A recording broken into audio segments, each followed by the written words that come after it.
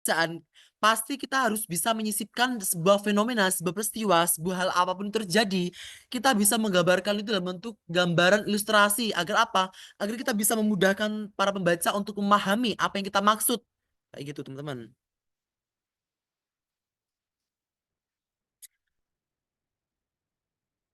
Contohnya, misalnya, sebagai contoh, seperti salah satu ilustrasi.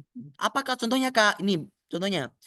Pemanasan global memberikan dampak negatif terhadap lingkungan. Misalnya, es di kutub mulai mencair dan menyebabkan kenaikan permukaan air laut. Nah, ini pemanasan global memberikan dampak negatif terhadap lingkungan. Terus apa? Seperti apa ilustrasinya? Misalnya, nih, misalnya es di kutub mulai mencair dan menyebabkan kenaikan permukaan air laut. Subbab ketiga, fungsi hubungan antar paragraf. Apa? Pertama adalah menjaga alur logis tulisan. Alur logis tulisan. Kedua, membaca dapat memahami isi teks secara sistematis. Ingat, dalam menulis sesuatu, karya ilmiah, artikel ilmiah, terus menulis sebuah jurnal apapun itu, pasti adanya sebuah kaidah-kaidah atau peraturan-peraturan khusus yang digunakan dalam sebuah penulisan. Kayak gitu. Jadi dalam sebuah menulis sesuatu, kita harus menekan sebuah kaidah-kaidah atau peraturan bagaimana itu berlaku. Hal-hal apa saja yang boleh kita lakukan dan hal-hal apa saja yang tidak boleh kita lakukan selama kita menulis. Agar apa? Agar tulisan yang kita sampaikan, tulisan yang kita kemas, kita rangkai secara sistematis, secara sistematika. Kita rangkai secara terstruktur, kita rangkai sesuai dengan pola kerangka yang semestinya. Jangan sampai tulisan kita itu melenceng atau menyeleweng dengan kaidah-kaidah atau peraturan yang kita buat. Itu, teman-teman. Yang kedua, menciptakan kesinambungan ide. Apa yang sudah saya jelaskan tadi, bahwasanya dari paragraf ke satu, 2, 3, bahkan selanjutnya, penting adanya sebuah kali hubungan antar paragraf. Kenapa? Di hubungan antar paragraf tersebut terjadinya sebuah kata transisi atau kata peralihan, di mana kata peralihan akan menunjukkan seseorang memahami bagaimana makna dan nilai yang terkandung dalam sebuah paragraf-paragraf satu, 2, 3, 4, bahkan sampai paragraf ke akhir, agar semua pembaca itu tahu loh. Oh, ternyata makna atau maksud yang satu seperti ini. Jadi jangan sampai membuat sebuah tulisan, sebuah bacaan, paragraf ke satu, bahkan sampai ke selesai, jangan sampai membuat orang bingung. Karena itu akan orang menganggap akan tidak logis, atau bahkan itu cuma sekadar tulisan untuk tulisan saja tanpa ada penekanan khusus di bidang mana. Karena ingat, apa yang kita baca, apa yang kita cari, apa yang kita telisik informasinya, sesuai dengan apa yang kita inginkan berupa temanya. Jangan sampai kita menginginkan tema tentang kesehatan, tiba-tiba di situ disisipi diadakan tema tentang keagamaan, sosial budaya, tema tentang politik. Jangan sampai itu tidak ada relasi dan juga tidak ada korelasinya dengan tema yang kita buat dari awal kayak gitu. Yang ketiga, membantu penulis dalam menyusun argumen, terutama dalam teks argumentatif atau persuasif. Kenapa? Ingat, kata-kata argumentatif atau persuasif, apa argumentatif? Kalimat apa? Argumentatif itu.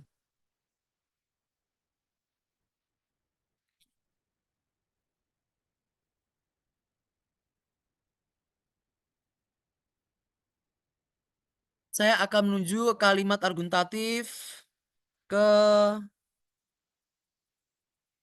Najwa Haifah Putri. Ke Najwa Haifah Putri, kenapa? Apa pengertian dari argumentatif dan persuasif? Kenapa?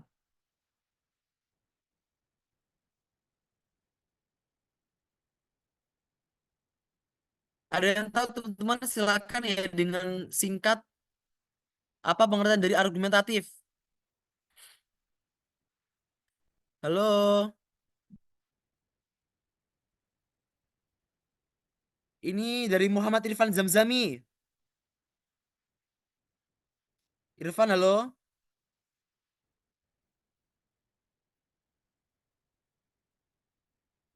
Muhammad Irfan Zamzami, Cika, Bella Robiatul, Amanda, silakan menyatakan pendapatnya ya dengan singkat.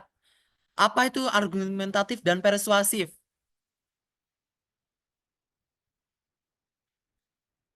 Halo.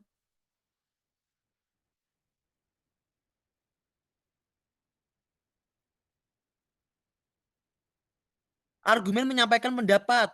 Persuasif membujuk Kak. Benar. Terima kasih kepada Anissa yang telah aktif berpartisipasi. Najwa Hifal, izin menjawab Kak. Teks argumentatif, teks yang berisi pendapat seorang yang bersifat objektif. Dan apa tadi? Objektif, objektif, dan teks persuasif adalah teks yang bersifat ajakan. Terima kasih atas partisipatifnya. Saya sangat bangga kalau misalnya ada teman-teman yang benar-benar sangat bersemangat ketika belajar bersama-sama. Saya menghargai pendapat teman-teman, gak ada yang salah di situ, teman-teman. Dan gak ada namanya penghakiman, teman-teman. Oke? Benar. Kalau kalimat argumentatif, kalimat yang menyatakan tadi, persuasif juga tadi. Nah, itu artinya apa? Dalam sebuah bacaan, sebuah teks, penting, penting untuk mengetahui bagaimana tulisan itu dibuat dari awal hingga akhir. Dan di mana tulisan itu bisa menimbulkan seseorang bersifat persuasif atau membujuk atau mempengaruhi. Jadi ketika saya menulis sebuah artikel opini, artikel populer, saya menginginkan agar tulisan saya itu laku laku keras. Itu artinya saya harus bisa menyisipkan kata-kata atau kalimat yang bisa mempengaruhi, bisa membujuk, bisa membuat hati para pembaca semakin apa ya, semakin merasa suka dengan tulisan saya dengan seperti apa. Kayak gitu. Ketiga, keempat, meningkatkan keterpaduan kohesi sehingga tidak terkesan loncat-loncat atau paragraf. Tadi saya sudah menjelaskan. Di antara paragraf ke 1, 2, 3 sampai selesai, penting adanya hubungan antar paragraf. Jangan sampai tulisan kita buat tidak bisa buat orang paham. Jangan sampai tulisan kita buat maknanya terbelah-belah, maknanya terpisah-pisah, maknanya terpecah-pecah. Kita fokus dalam satu ide pokok. Kita fokus dalam hal-hal elemen-elemen yang kita ungkapkan dalam kata kunci tadi, teman-teman. Kayak gitu. Terus apa cara menjaga hubungan antar paragraf? Ini ada kata transisi, teman-teman. Silakan dicatat, teman-teman ya. Ini saya rasa yang di bagian 4A sampai 4B ini saya rasa tidak saya jelaskan karena tadi saya sudah menjelaskan. Ini silakan ditulis kalau misalnya sudah selesai silakan konfirmasi ke saya ya. Atau bahkan difoto biar biar tulisannya bagus.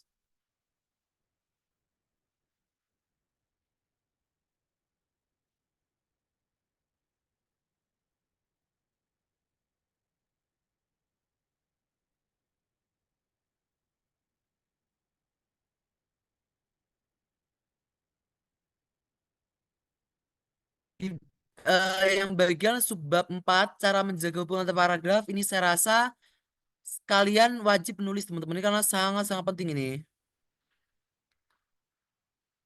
Nah, dan ini bagian poin A, B, C, sama D ini tadi sudah saya jelaskan di awal, teman-teman. Silahkan tulis ya, kalau misal sudah selesai, silakan konfirmasi ke saya, teman-teman ya.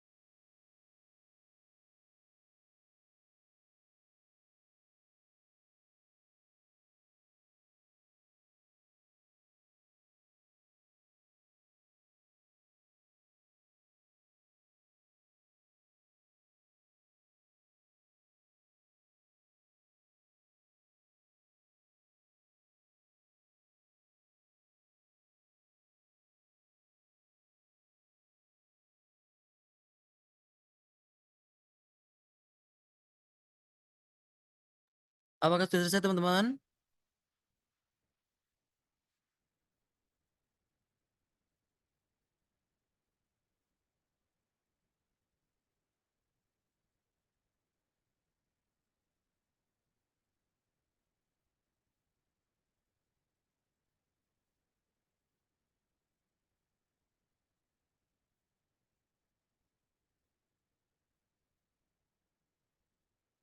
Nah, ini sampai sekarang pun yang mengerjakan masih 37 anak sampai sekarang.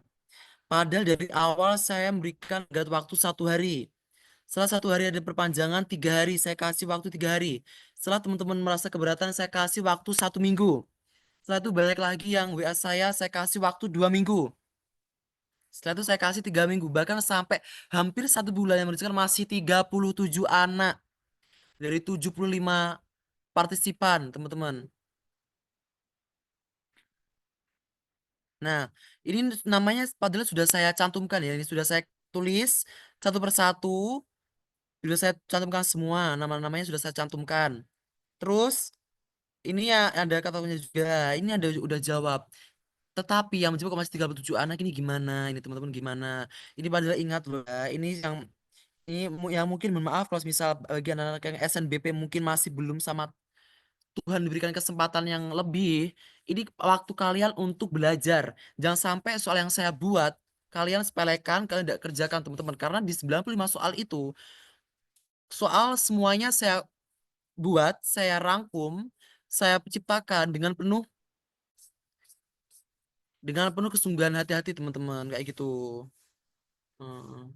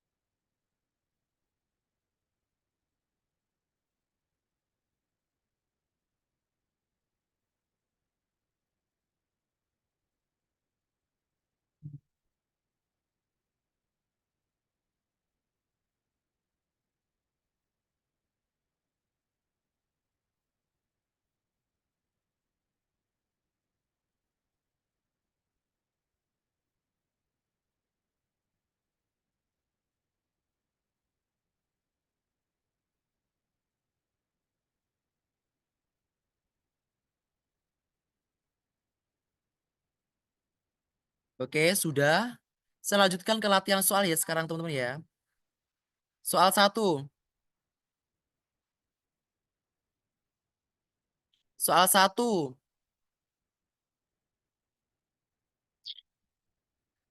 Hubungan antar paragraf yang menunjukkan keterkaitan berdasarkan urutan waktu disebut hubungan jelas. C. Hubungan kronologis, teman-teman. Ini saya rasa soal yang sangat mudah ini. Oke, saya lanjutkan ya.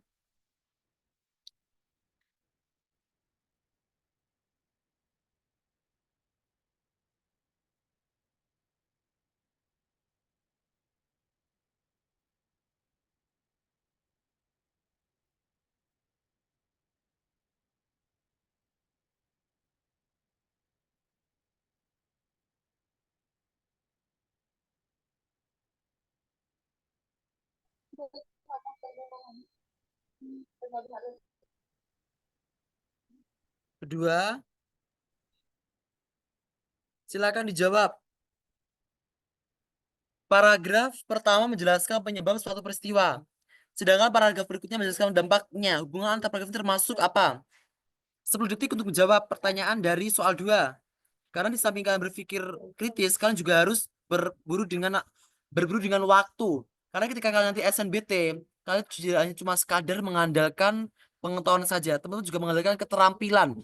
Keterampilan untuk membaca, keterampilan untuk keterampilan untuk membaca, keterampilan untuk menganalisis, keterampilan untuk menelaah, keterampilan untuk memahami dengan waktu yang sangat singkat dan tepat. E. Yang lainnya?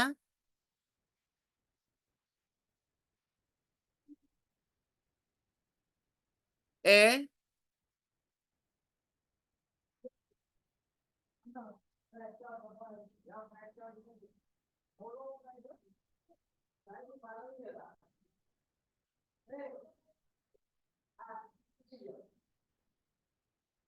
Jawabannya adalah E. Sebab akibat kenapa? Nah, ini hubungan sebab akibat terjadi ketika suatu paragraf menyatakan penyebab. Lalu, paragraf berikutnya menjelaskan akibat dari penyebab tersebut. Hubungan ini sering ditandai dengan kata seperti karena, akibatnya, oleh sebab itu, sehingga, dan lain-lain. Jelas. Yang ketiga, silakan dijawab dengan 10 detik mulai dari sekarang.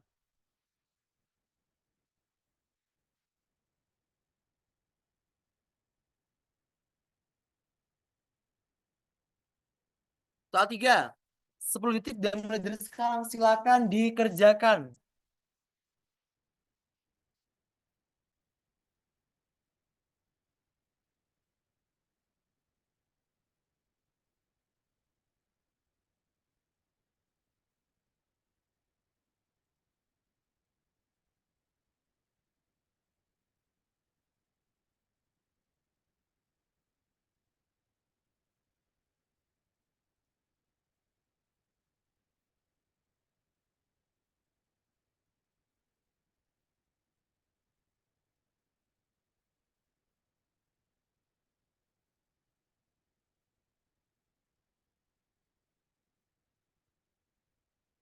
B.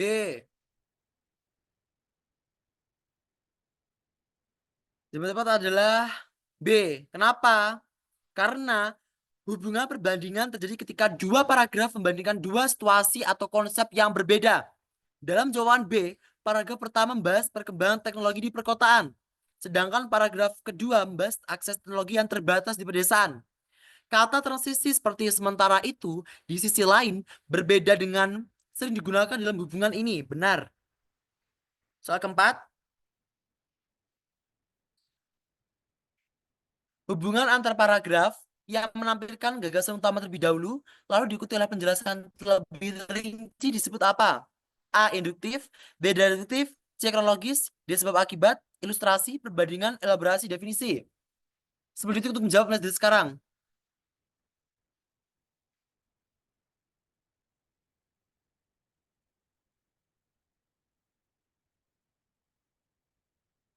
Alifa Fakirani, Kak Rio, mohon maaf aku izin keluar Zoom duluan, ada keperluan mendadak.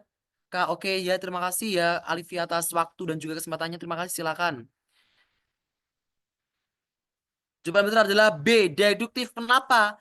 Karena hubungan deduktif terjadi ketika paragraf pertama itu menyatakan sebuah gagasan utama secara umum. Lalu, disusul paragraf berikutnya memberikan sebuah penjelasan atau bukti yang lebih spesifik. Apakah contohnya? Seperti ini contohnya. Teknologi memberikan banyak manfaat bagi manusia. Dia disebut sebagai gagasan utama atau kalimat utama atau gagasan pokok. Diikuti dengan salah satu manfaatnya adalah mempermudah komunikasi jarak jauh melalui internet. Merupakan penjelasan lebih lanjut. Soal kelima, soal terakhir ini. Soal kelima, kalimat penghubung yang sesuai dengan menyatakan hubungan sebab akibat adalah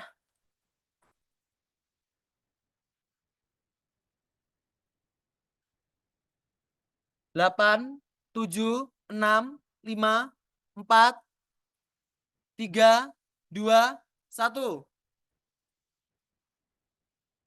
E, E, E. Jawaban yang tepat adalah E.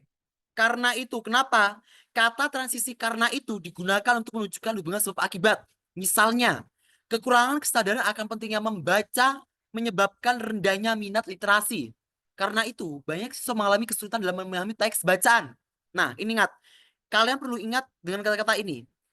Di sisi lain, hubungan perbandingan. Sebaliknya, hubungan pertentangan. Misalnya, hubungan ilustrasi. Selain itu, hubungan kronologis. Di masa lalu, hubungan waktu. Dengan kata lain, hubungan penjelasan. Jadi kesimpulannya apa? Hubungan antar paragraf merupakan elemen penting dalam menulis teks yang baik dan terstruktur.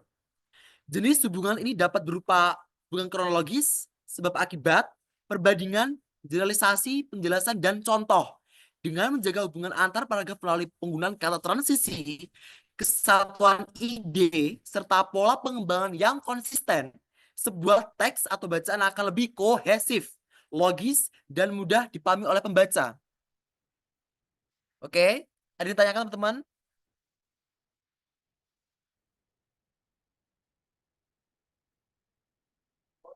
Ini ya, yang masih menjawab masih 37 anak loh, bayangkan. Belum sampai 50%, masih 48,9%, belum sampai 50% ini. Nah, 37 ini. Hmm.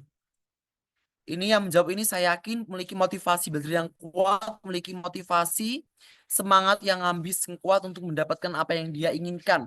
Karena setiap proses tidak ada namanya sebuah lika-liku dalam menjalani sebuah proses yang terjadi. Sesuatu apa yang kita dapatkan membutuhkan sebuah pengorbanan, entah itu di waktu, materi, tenaga, pikiran, gak ada yang semuanya instan, teman-teman. Ketika saya membahas sebuah soal, teman-teman juga harus mengerjakan soal yang saya buat. Berulang-ulang kali saya telah memberikan sebuah keringanan tenggat atau kelonggaran untuk mengumpulkan tugas. Akan tetapi kenyataannya masih 37 anak di antara 75 peserta yang saya cantumkan namanya. Gimana ini teman-teman, ini gimana? Padahal SNBT mau sebentar lagi loh teman-teman. Kayak gitu. Nah, lihat. Lihat teman-teman kalian yang sudah menjawab dengan penuh semangat, dengan penuh motivasi yang kuat untuk menggapai PT yang dia inginkan. Lihatlah, karena kita tidak cuma sekadar bersaing dengan pemikiran, dengan kecerdasan kita. Kita juga bersaing dengan waktu dan juga kompetisi secara sehat. Tidak ada yang tidak mungkin dalam dunia ini, teman-teman, jika misal kita benar-benar untuk berusaha semaksimal mungkin. Itu ya, teman-teman ya.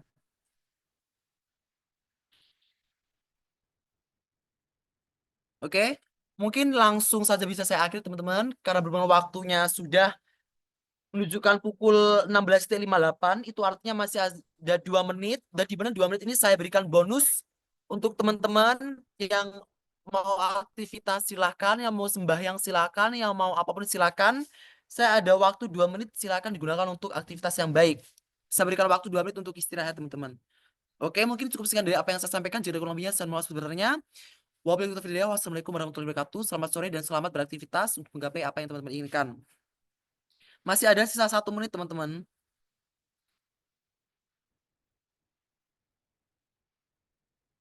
Oke, terima kasih juga. Sama-sama. Silakan ada waktu 1 menit untuk itu. Digunakan sebaik mungkin ya. Seharusnya kita selesai pada pukul 17.00. Tapi karena ada waktu 2 menit, saya berikan teman-teman untuk kalau waktu nggak apa-apa. Saya izin untuk live ya, teman-teman ya.